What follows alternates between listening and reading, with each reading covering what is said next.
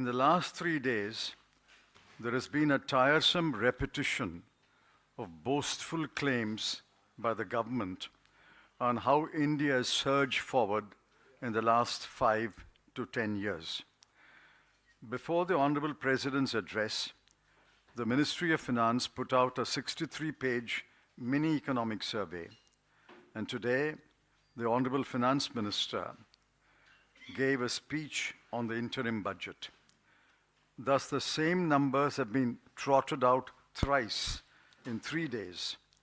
Every number has been challenged by economists and domain experts. The FM spoke about youth. She did not speak about unemployment.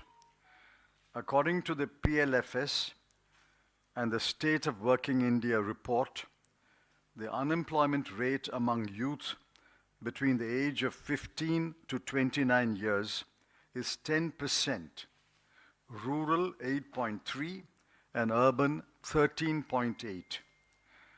Among graduates under the age of 25 years, the unemployment rate is 42.3%. Even when the graduates reach the age of 30 to 34 years, the unemployment rate is still 9.8%. The FM did not acknowledge the rampant unemployment and did not utter a word on how the government intended to address the problem. By deliberate neglect over the last 10 years, the government has destroyed the demographic dividend story and dashed the hopes of millions of youth and their families. The FM spoke about women. The topmost concerns of women are the rising crime against women and widespread unpaid employment. NCRB data shows that crime against women arose by 4% in 2022 compared to 2021.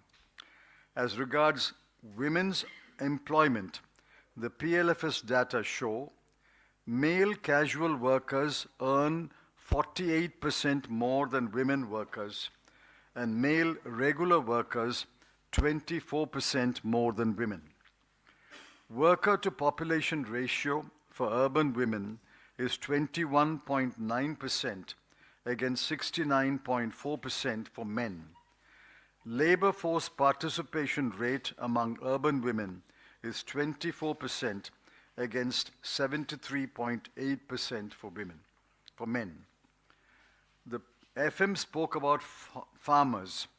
Every farmer will tell you a story of how he is unhappy doing farming. The FM did not reveal the number of suicides among farmers, including agricultural labor. The numbers in 2020, 2021, and 2022 are 10,600, 10,881, and 11,290 respectively. The wrath of the farmers was seen by the whole world when they protested against the 3 unjust farm laws passed without consulting them.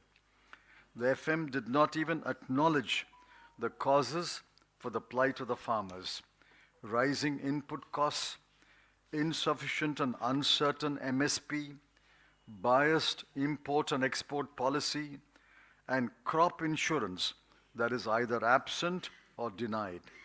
Under the NDA's 10-year rule, a happy farmer is an oxymoron. The FM spoke about GDP, but she did not speak about the per capita income. She spoke about free grain to 80 crore persons, but she did not speak about India's rank in the Global Hunger Index, or to widespread malnutrition among children, leading to a high proportion of stunting and wasting. She barely referred to inflation, but she did not refer to the fact that food inflation currently is 7.7%, that real wages for casual workers have stagnated for 4 years, and the fact that there is an increase in the proportion of workers dependent on agriculture. The boasts about establishing numerous educational institutions and aims like hospitals must be pitted against the facts that thousands of teaching posts are vacant in central universities and central government established institutions, especially posts reserved for SC, ST, and OBC. The new hospitals do not have sufficient doctors, nurses, and supporting medical staff or equipment. The allocation in the 2024-25 budget for health is 1.8% and for education 2.5% of total expenditure. None of the boasts can be accomplished with such low expenditure. The FM spoke about minimum government and maximum governance.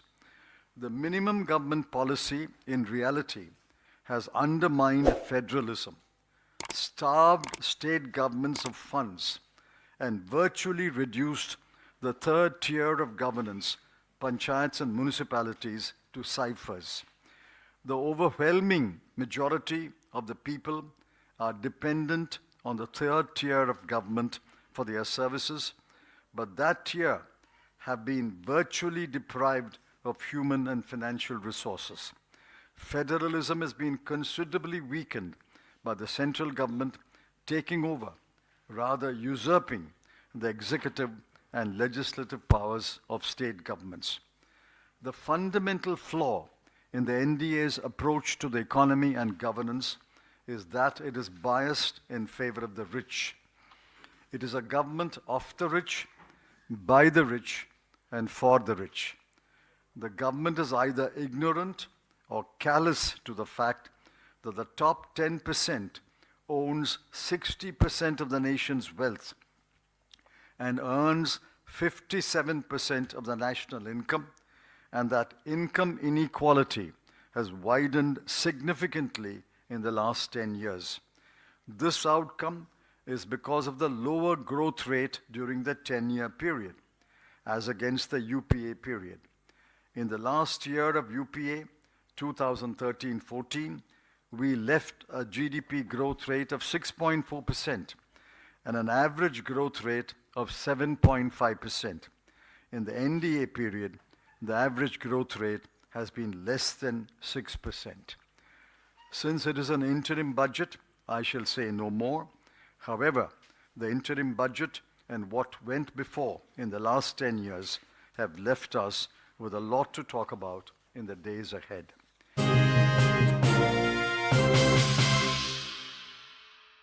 From breaking news, detailed analysis, in-depth interviews, and explainers, follow the Times of India. Subscribe to our YouTube channel. Don't forget to like our videos and hit the bell icon to stay updated with the latest.